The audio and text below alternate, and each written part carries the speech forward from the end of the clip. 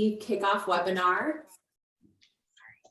Welcome everyone to our Agri Grantee Farm to School webinar kickoff. We're so excited to have you all joining us this afternoon. Thanks for taking time out of your busy schedules to connect, just so we can make sure everyone has the information and resources you need to get started on your farm to school grant and be successful in it. So my name is Kate Siebold. I work for the Minnesota Department of Agriculture as our regional marketing specialist. And I'm joined today by my colleague Emily from MDA, who will introduce herself later on, as well as Erin McKee from Institute for Agriculture and Trade Policy and Ryan Pesch from University of Minnesota Extension. And I'll just say, on behalf of Minnesota Department of Agriculture, we're so excited to be able to host this webinar in partnership with IATP and University of Minnesota Extension.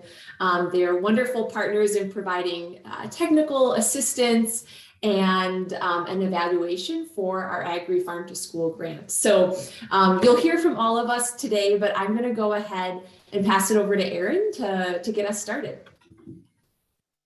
Thank you, Kate, and it's so great to see everybody.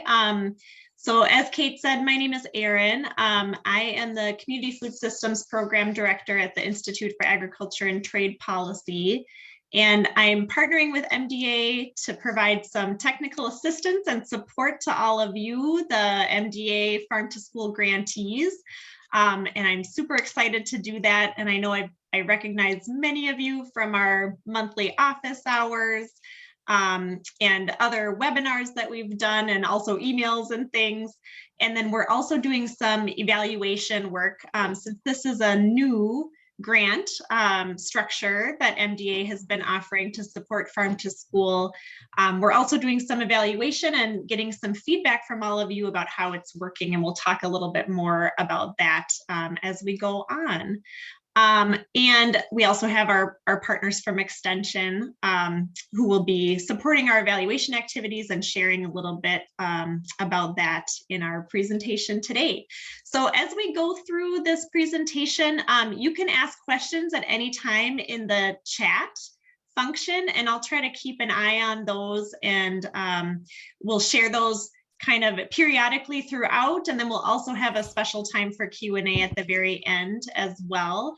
I'm assuming you're all pretty familiar with how Zoom meetings go, so if you have any trouble though, you can also direct message me in the chat and I can try to help you if you're having any technical difficulties as well.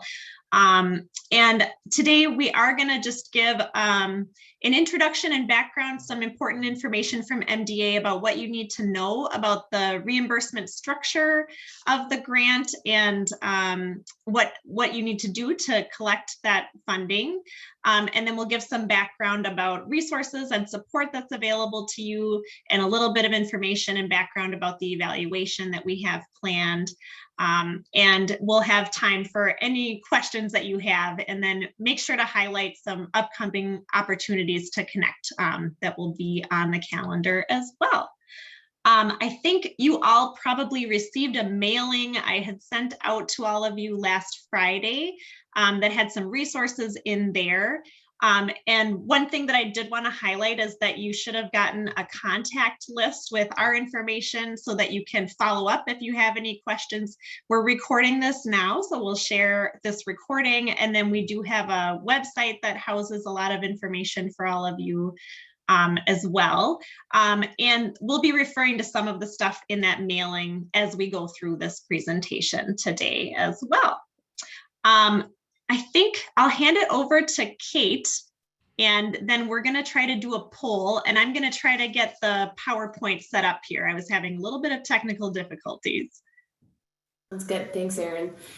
So we thought, just to kind of get us all started and see who's in the room, if you can go into the chat to introduce yourself, and in that chat type in, just your name and your school district that you represent and where you are in Minnesota. That would be a great way to just see who's in the room as we get started. And Erin, how's the presentation coming? Do you want me to try?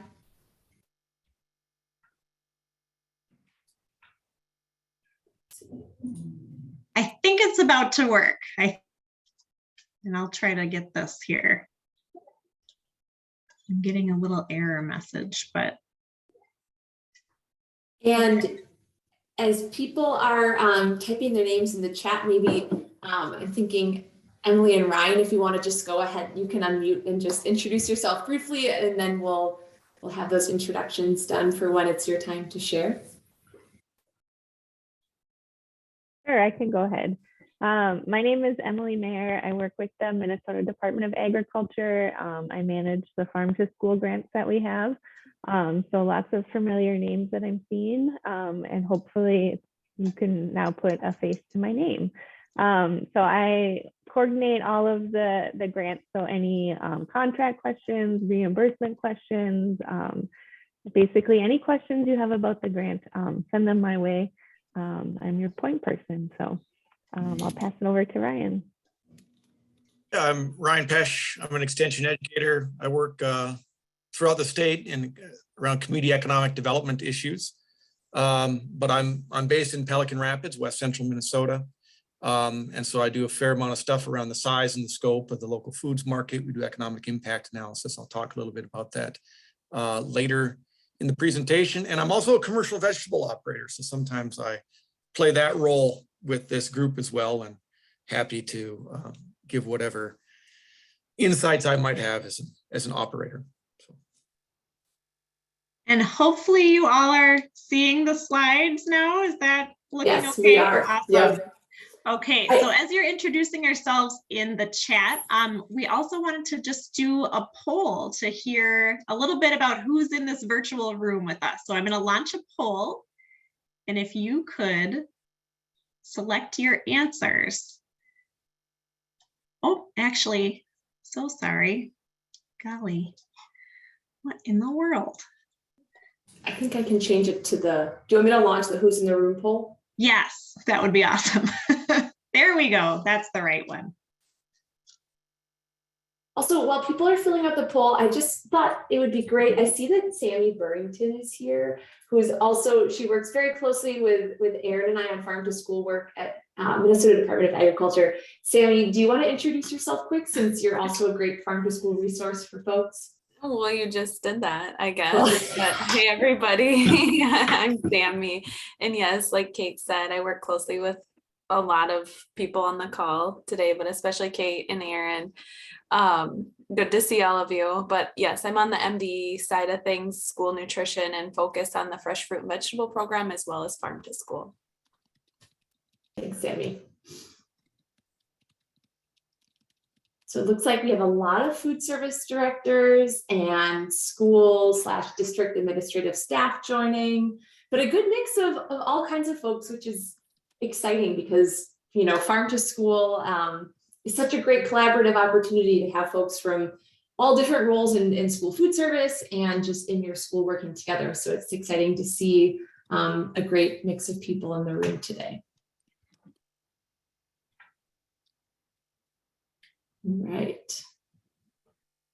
And as we see where people are in the state, we also have folks from all over. So Northeast Minnesota, West Central, Twin Cities Metro, Southwest, and Southeast. So,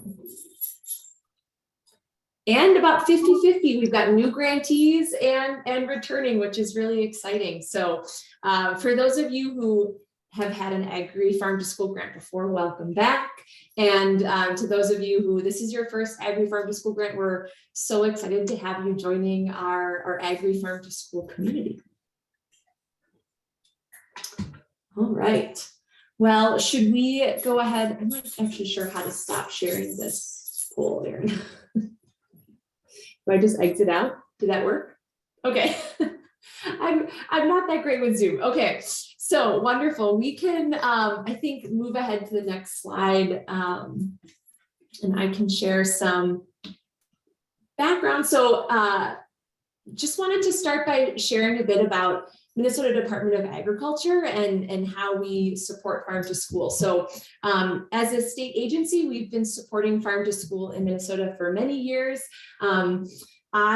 My role is to work on wholesale market development, including farm to school is a big piece of that. And the role that I'm in at MDA was actually created in part through the farm to school bill that passed in 2019 through the Minnesota State Legislature to create the position that I'm in, as well as allocate funding for the First Bite and Full Trade grants that all of you are recipients of. So that was a very exciting piece of legislation, and we're thrilled that as a state agency, we're able to offer these grants to school districts like you all across the state. So, you know, my role is really to provide technical support, and then I also work closely with Erin and Sammy and our Farm to School state leadership team to think strategically about how to support and expand farm to school programming across the state. And we'll touch on some of those ways later on. And the purpose of the Agri Farm to School grants, which are another big way that MDA supports farm to school, we really seek to help Minnesota school districts purchase and serve Minnesota agricultural products. And so, as I mentioned, we have the First Bite grant, which many of you received, and that grant is intended for schools with, you know, limited farm to school experience, or perhaps you're brand new to farm to school, and it's a great way to kind of get your farm to school program started. And then we also have the Full Trade grant for districts that do have some experience with farm to school and are looking to grow or expand the farm to school products that you're offering. And then we also have additional funding for equipment purchases, up to $25,000 to purchase equipment. And so some of you also have those funds. And again, these grants are three ways that, that we support farm to school work, but we're also working very closely with our other state agencies and partners to support farm to school on a broader level.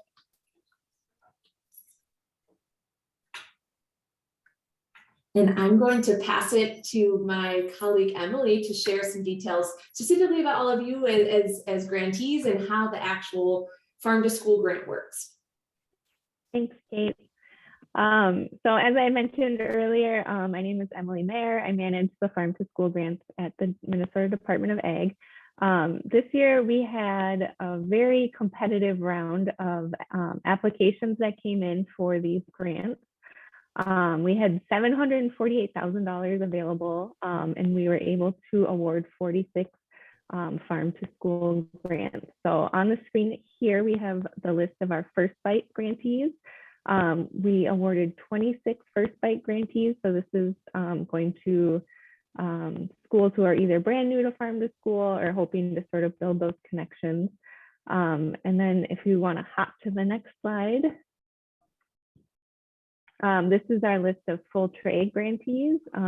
We were able to award 20 full trade grant awards. So these are schools who have some prior experience and are just hoping and looking to build their farm to school relationships and kind of build out their programming that they're able to do.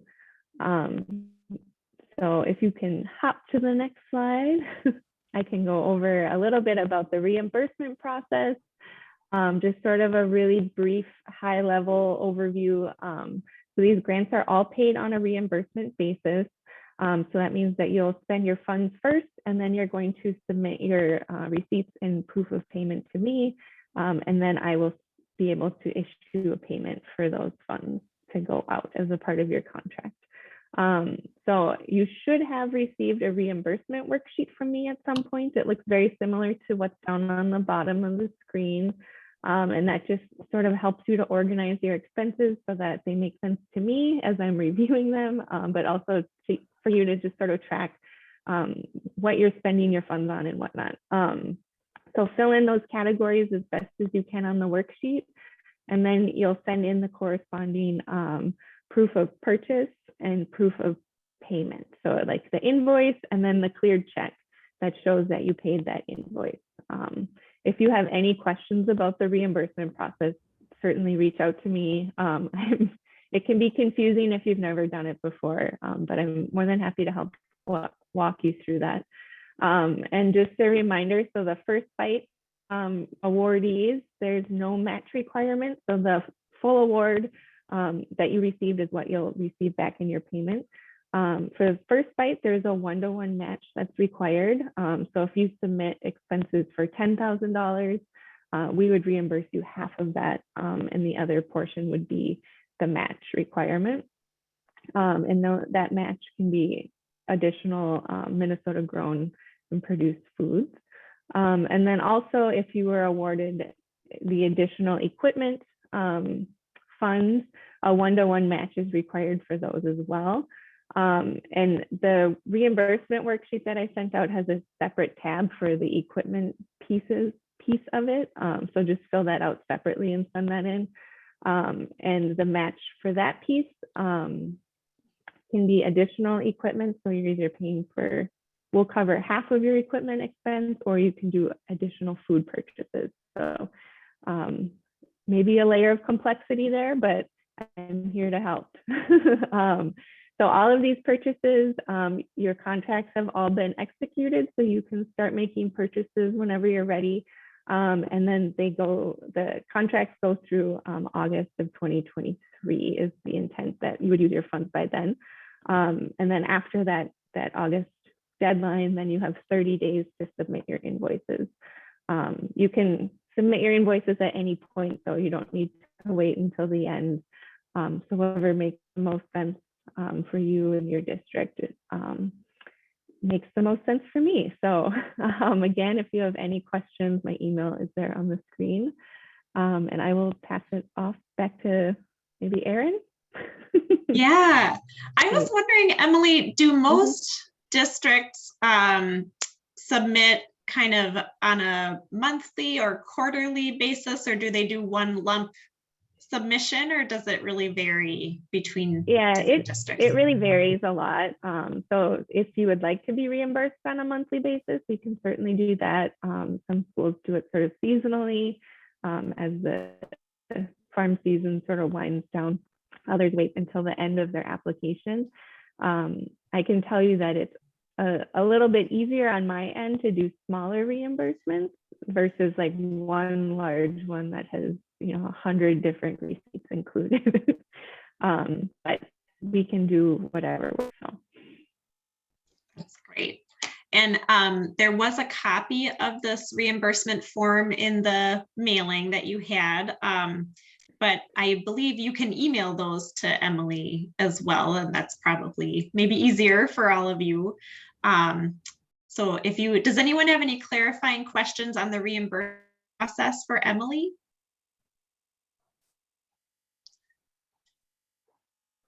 If not, we'll move to the next part. We wanted to talk a little bit about the evaluation process. And as I mentioned, so I'm doing some evaluation work, and Ryan is supporting that with his colleague Bridget. We are looking at this, since this is a new model for MDA to be doing this reimbursement for local food purchases. So you all are the second round of grantees taking part in the reimbursement model. And it's also growing too. The program has, it actually doubled in funding from the first year, last year, that they were offering the reimbursement model to this year, all of you being the new cohort. And there is currently, the legislative session is still going on, and there is a bill going forward right now that could potentially double the funding again. So there was a really high demand. As Emily said, they had a really competitive round, and there were many more applications than there was money available. So it's a very popular program. And since it is new and it has a lot of stakeholder interest, we're really excited to be able to do some evaluation work to make sure that the grant program is working for everybody involved. So both for MDA, who is taking a chance on this new model and trying out something that stakeholders had asked for, but they hadn't done before. So it's really great that we have MDA being so receptive to the ideas and interests of stakeholders. And then of course, for all of you and all of the farmers that you're working with, we just want to try to document how it's going. And then that information will be capturing and compiling and sharing back with all of you and with all the stakeholders that had advocated to get that bill passed and the program created in the first place. And then also we'll share that feedback back with MDA So if all of you have feedback about, it would have been easier to do it this way, or, the application process was pretty simple, except it was hard for us to find such and such, or whatever feedback you want to share. We'll compile different types of evaluation reports for different audiences. So MDA will definitely be an audience that will package results for, and then any like public stakeholders who are interested, and then all of you as well, so that you can kind of see how other districts are using the funding, and how that might give you ideas about what things you might try too. So I think there are a lot of different ways that really looking at the information can be helpful. And we'll be doing both qualitative and quantitative data collection. So if some of you were previous grantees last year, you might have filled out a survey that we administered to get your feedback. You might have also taken part in focus groups or individual interviews where we were asking you questions about your experience and then kind of capturing that more qualitative, like emotional response. What is your motivation for this? What does it mean? How is it working for you? What does it mean to your kids? What's the response you're gathering? But then we also have the amazing expertise of Ryan and Bridget to be able to support more quantitative analysis. And I will turn it over to Ryan to share a little bit about his background and Bridget's background and kind of what they have found in just preliminary analysis so far. Yeah, thanks, Erin. Yeah, I'm an extension educator, so I believe in applied research, right? Kind of like what Erin was talking about. Right. I think all of us hate collecting information for no good reason. In this instance, our role is to take some of the information that garnered in this evaluation and make that information useful to you as one set of stakeholders, those that are involved in the grant, but also get information that you can present to your school board, to local, that we can present to legislators, other stakeholders that have an interest in this program.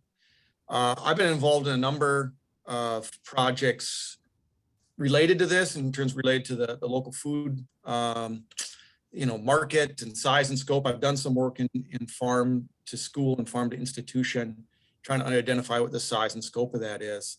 But everything from, what's the pricing at farmers markets to how do we assist rural grocers? We get involved in a lot of this kind of economic analysis. So the next slide, Erin. I said, we try to make information that's useful. It's an example of a financial benchmark report. We collect a lot of data from commercial vegetable operators like myself, and again, feed that back to those same operators to see how they're doing and how they're performing, as well as it's very useful to those that are, say, new to commercial vegetable production. But we try to make kind of clean, concise reports. That's what we're shooting for. All right, next slide. And so this is just a little peek into the data that we have had available to us since we first started on this project. We don't have the 2021 data together, but the year previous, there was these rapid response funds that were put out. And so I aggregated that data and we were able to put it together to take a look and say, well, where was this money spent and how was it spent by the people who received the grant? And, we see here just on, love pie charts in terms of this mix primarily between fruits, vegetables, and surprisingly, more than a third of that spending was on meats. And a total of $127,000 in sales was spent via this. And so, one way to think about this is that I approach this and try to think about it from the side of the point of view of the producers, right? Because what we really are trying to do here with Farm to School is try to make more of a working market, if you will. And the grant does help that in terms of allowing you the funds to source directly from producers. But only once we start getting this good two-way street and have these buying and selling relationships between farmers and schools, that we have kind of a nice working market. And so this is actually really good market information about what's of demand from schools, right? And so part of the idea is to get information from this evaluation out to producers as well, that gives them some kind of sense of what is the purchasing pattern of a school? What are the things that I need to begin growing or growing more of and be responsive to schools, this school marketplace. And, you know, I titled this one, what's with the radishes, you know? So some of these things, these are all the different vegetables in terms of the amount that was spent on each vegetable, because we can do this with the data that, you know, your own reimbursements, if you will. And so, yeah, I'm not surprised about tomatoes, but the second largest spending in vegetables were on radishes. And so it's like, what's going on with the radishes?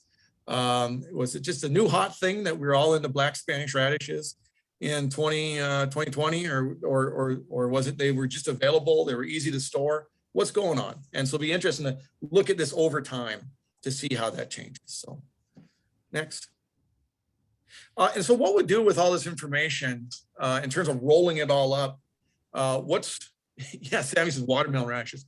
Watermelon radishes were hot, weren't they, right? We're all excited about pickling them and they look beautiful. Yeah, I think there's something to be said for that. But what we do is we take all this information, we roll it up quantitatively and do what's an economic impact analysis. So what we're interested in is, and what a lot of our stakeholders, especially at the legislature, are interested in is, hey, part of the reason we're doing farm to school is to have an impact on the local Minnesota farm economy, right? And so how do we get a sense of what that total impact is? Yep, we bought the radishes, good, but actually that ripples throughout the economy a little bit more. And so we look at that direct impact, the purchase of the radishes. We look at that indirect impact based on the inputs that go into the farms, and then those induced impacts. Farmers have more business, they hire more people, right? And overall, this is how we start to measure economic impact analysis. So I think we have an example from that rapid response on the next slide.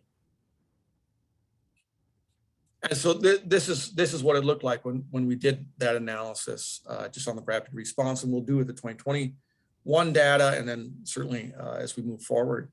So we got a sense about the total amount of grant funding that kind of went into the system, if you will. And you can see just how much more it generated over and above just what was put in, right? So there's a direct impact of 127.5. And then there's this total amount of economic activity that includes all these inputs, right? I have more demand, I buy more seed, I buy more fertilizer. So if you want to look at the headline, right? Sometimes people talk about multipliers. Basically, for every dollar that went into this program, an additional 95 cents was generated by more, demand for the inputs as well as labor through those farms that we're selling to the schools. And so there definitely is a ripple.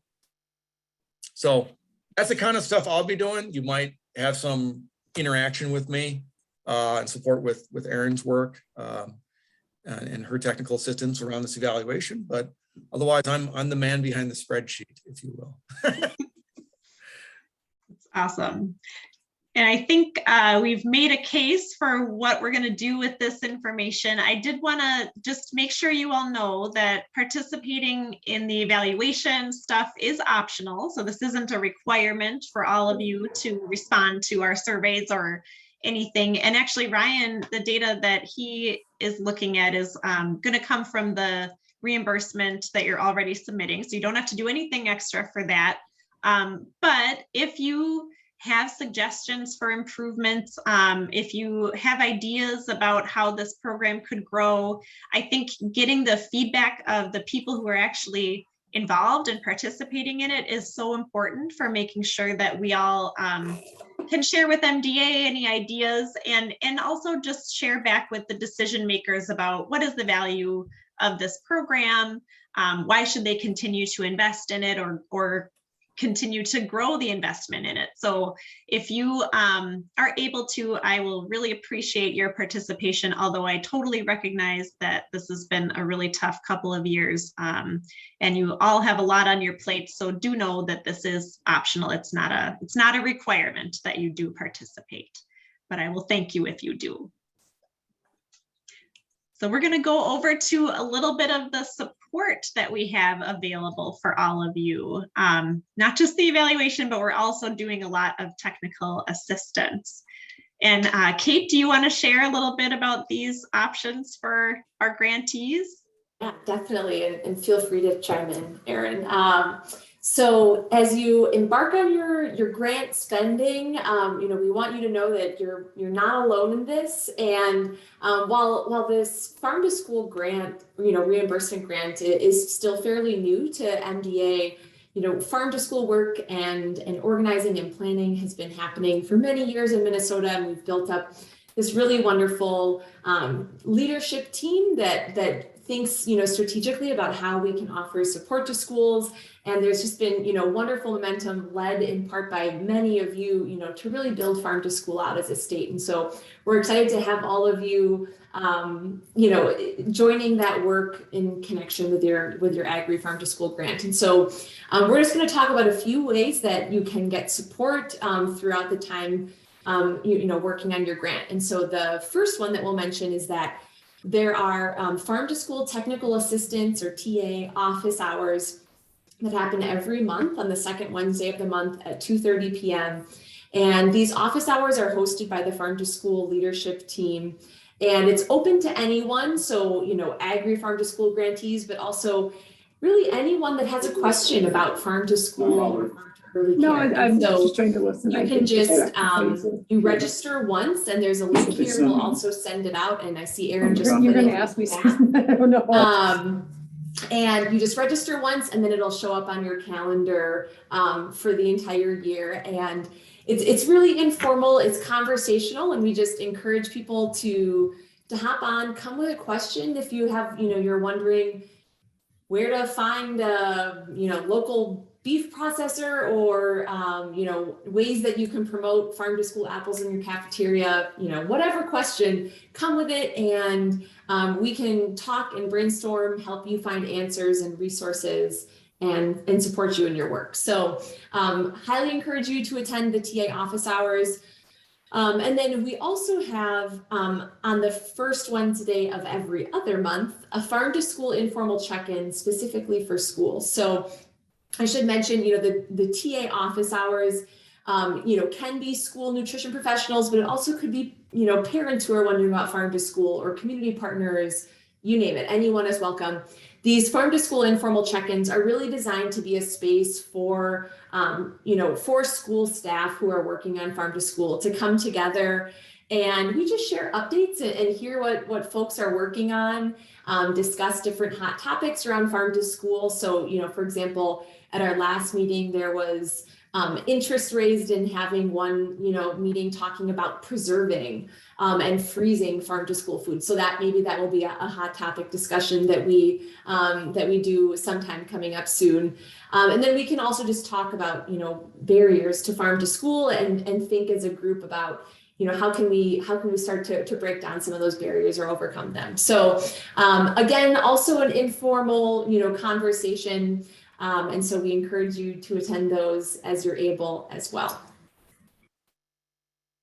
I think this was also something we wanted to try, since so many of you are kind of on your own. There are a lot of people who are the champions for their program at their district and kind of working on it on your own. So we wanted to create a space where you could connect with other food service professionals who are also doing this kind of thing, and create some peer-to-peer learning opportunities, and just have like a go-to place for you to ask questions. And I think it's been super successful so far. We've had a pretty good sized group each time, and the conversations are guided by what you're interested in. So I really want to highlight this opportunity as, like, if you're planning, this is a place where you can come to ask specific questions about what you want to do, and you can get the insights of peers and of leadership team members who know a lot of resources and things to help you. So don't feel like you have to reinvent the wheel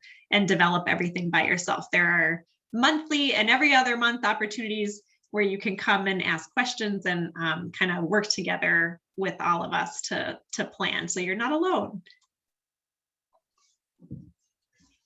We also just wanted to mention that, Erin and I, in partnership with Sammy at MDE and other folks on the Farm to School leadership team, will be working to host a Farm to School 101 webinar series. And so we'll be sending out more details, via email soon, but just wanted to kind of put these dates on your radar. So we're going to do the first webinar will kind of be around like, farm to school food service and menu planning, and talk through, what are strategies for getting farm to school items on your menu, different ways to serve them, maybe, starting with 1 or 2 items, and then how to kind of grow and expand from produce to produce and meat, or, the different ways that schools can approach farm to school menu planning, basically.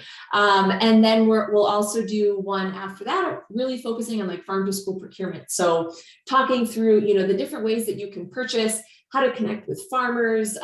If you hear people talk about a farm to school RFP, what does that mean? Or, collecting quotes, and just thinking through the process of really how to actually purchase the local food that that you're wanting to add to your menu, and that you're planning to purchase using this grant. And then we'll also do one in September focusing on farm to school promotion.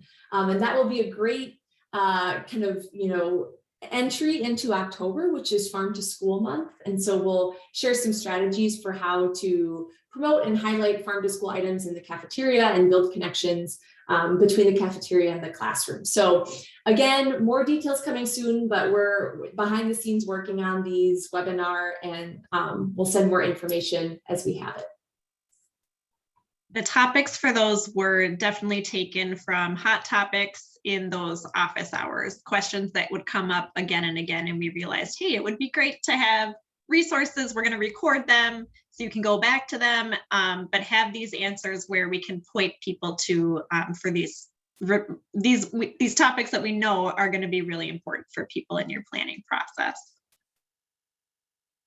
Let's see. Yeah, and then I'm going to hand it over to Sammy here to share about the Minnesota Harvest of the Month program. Yeah, so we're currently in our pilot of the Harvest of the Month program this year, where 14 schools are participating. A few are also Agri grantees here on the call. So potentially some of you can share at a later webinar or something. But next year we plan to launch Minnesota Harvest of the Month statewide. And so this is an excellent way to, even if you're brand new and one of the first bites or one of the full tray grantees, to really start expanding on a month-to-month basis the products that you're bringing in locally. And so we right now have 12 foods that we've picked, one for, each month of the year, but we've left the program because of the feedback that we've heard from everybody when creating this program, to leave it flexible. So we have the 12 foods, and we have a suggested calendar of when to serve those based on when they're available seasonally, but we also left it open so you could select what foods you wanted in which month. And we also have foods, I guess we can say them. The 12 are, we don't have a slide, so you don't have to memorize them. We'll share them with you later. But apples, wild rice, and squash. Dairy, so that could mean many things like yogurt, cheese, milk, poultry, so that could mean chicken, eggs, turkey, and then mixed greens. And then we also have sweet corn, peppers, potatoes, melons, beef, and dried beans. So 6 of those 12 were piloted this school year, and we've learned lots of different things about that, ways we can improve for heading into our launch year. And then also there's been many successes too. Oh, thanks for adding that in the chat. But it really is a great way to connect those 3 C's of farm to school, what you're doing in the cafeteria and serving and taste testing, connecting those foods into the classrooms where kids get to learn about it. And we have educational lessons for each of the 12 foods, 3 different ones. We have K through 5, 6 through 8, and 9 through 12. So really awesome opportunity to showcase those in the classroom. And then we also have social media messages in a toolkit so that they're, turnkey messaging. That was Kelsey from Robbinsdale's language. So we're going to use it. It's turnkey like language where you don't have the time to create a new Instagram post or a Facebook message. So we have those ready to go for you to share. So if you are interested in participating next year, this is just an interest, so you don't have to be ready to go quite yet. But if you're interested and want to learn more about Harvest of the Month going forward, you can use your phone to scan that QR code. Otherwise, the link there, we can share it in the chat. This is just an interest form. Put your email in there and then you can stay in the loop as things continue to move forward. Our website will hopefully be up and running within the next month or two. Fingers crossed. Kate, I don't know if you had anything else to add or if any of our pilot schools have anything to add, but that's all I have. That was great. Thanks, Sammy. And I just put the link in the chat for the interest form, and we'll be sending out information soon as we have the launch date set. But I will pause in case there's anyone, no pressure, but if there is a pilot school that wants to say something very briefly about what Harvest of the Month has been like, go for it and you can unmute.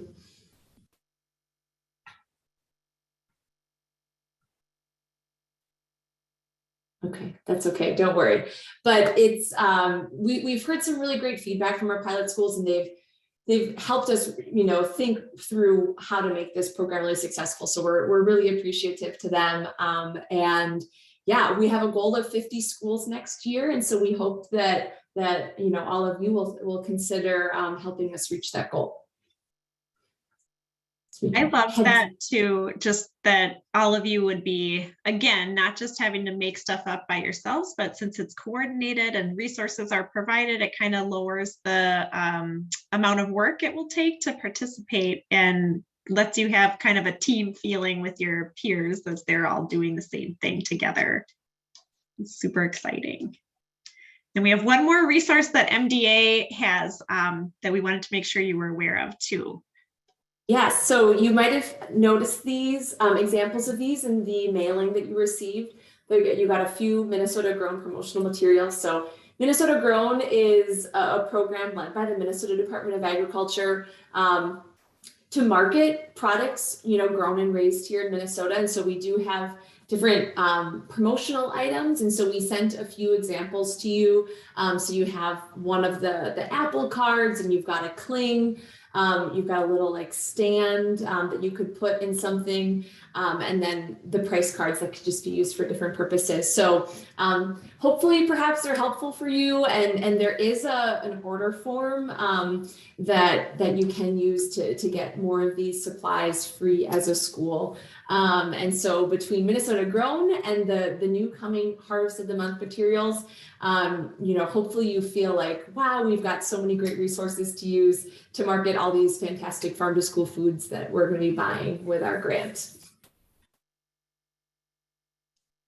Great. So as we're thinking about resources for all of you, one of the things that we wanted to make sure to touch on is getting your feedback about what kind of support would be most helpful for you. So I'm going to relaunch the poll that I mistakenly launched at the beginning here. And we would love to hear from all of you on what types of ways to receive support are helpful for you, and then also what topics you're interested in, and then what support of the promotion of your activities you would be interested in, because we can also provide some of that kind of support. So thinking about Farm to School Month celebrations, we can help provide information about event planning, and we can also help to do some media promotion and connect with your local media. Or maybe we would love to get some case studies to kind of show the awesome stuff that's happening around the state as well. So if you're willing to have us do something like that, we would love to be able to connect with all of you. So we'll give you a second to complete that poll. Is that showing up for you all? I can't tell if it's active. Yep. Okay, great. That is great. And then beyond that, as you can keep filling out the poll, but we also wanted to have some time for your questions. We've covered a lot of ground in this kickoff webinar. And I imagine that some of you might have some questions. I did see one question already coming in the chat, and it was about where you can purchase your meat. Specifically, does the producer need to be USDA inspected, and do they have to go through specific meat lockers? I see, Sammy, that you had shared something. Do you want to talk about the resource that you shared there? Yeah, I just as a way to get started, I shared MISA's fact sheet, which they have a few others that might be helpful to the rest of you, but they have one specifically around approved sources of meat and poultry for food facilities like schools. And so it's a great place to start, just to get in general sense of like what to ask a processor or a farmer, in which direction they get their meat processed by. And I think it was on the last page of that document where, oh, maybe not. Under what conditions can I buy meat or poultry for my food facility? Okay, no, not that. I think it is on page 2 of that, where it really shows you the stamp of inspection on what to look for on your meats, because that really is the golden ticket. That it's good to go. And then right below that, what other information should also be included on the label. So just before you, or just while you're connecting with a potential beef producer, these are some of the questions you might want to ask, like where do they get their beef processed? And is it under this inspected continuously? And it could mean that the MDA is doing it or that the USDA is doing it. I don't know. Does anybody else have anything to add to that? I don't know always the right lingo around that, but I think this fact sheet helps kind of lay it out in plain terms. One thing I'll just add is, just to clarify, so in Minnesota, a processor can be USDA inspected or, as Sammy mentioned, state inspected. And so you might hear like USDA or state equal to. And so that equal to is referencing that the Minnesota, if a processor is inspected by the state of Minnesota, that is equal to a USDA inspection. And so that's why you'll see on page 2, those different stamps, that it can be a USDA inspected stamp or the Minnesota. And so that's not the case in all states, but Minnesota, we have, our MDA staff are inspecting facilities to the same standards as USDA. And so that's why you can have either of, any of those stamps from USDA or the state. And I'll also just mention that this is something we're planning to cover in a little bit more detail in that procurement webinar, because there are so many schools that are wanting to buy local meat, which is really exciting, and we want to provide more of this information. But the MISA fact sheet is a great place to start, and certainly, know that myself, Sammy, Aaron, we are available for technical support with these questions. So you can email us at any time or call. And then again, feel free to come to one of our TA office hours with those questions, and we can help then as well. Absolutely. I'm going to give you all one more minute to finish the poll if you haven't already. And then I see Bridget has asked a question. Maybe this would be for Emily or Kate. So if your work plan has changed slightly since submission, since you applied for the grant, do you need to resubmit for approval, mostly timeline and a few of the potential products? So Emily or Kate, what would you say to that question? Yeah, I can address that one. So I would just say, if there's any change to your work plan or your budget, just send me a quick email and just let me know sort of what you're thinking and where you're at. Most of the time, if it's a relatively minor adjustment, just communicating with me is enough. If it's a little bit bigger of a shift, we potentially could have to do an amendment on your contract, which isn't a big deal, but usually it's just a pretty simple process. So any shifts from your contract and your budget, just send me a quick email. Great. And thank you all for the feedback on these ways that we can support you. This is super helpful. I feel like this kind of aligns with what we've been hearing in our other avenues of connect. This is really great for our planning purposes. I appreciate your feedback. Awesome. Does anyone else have questions? Big picture questions?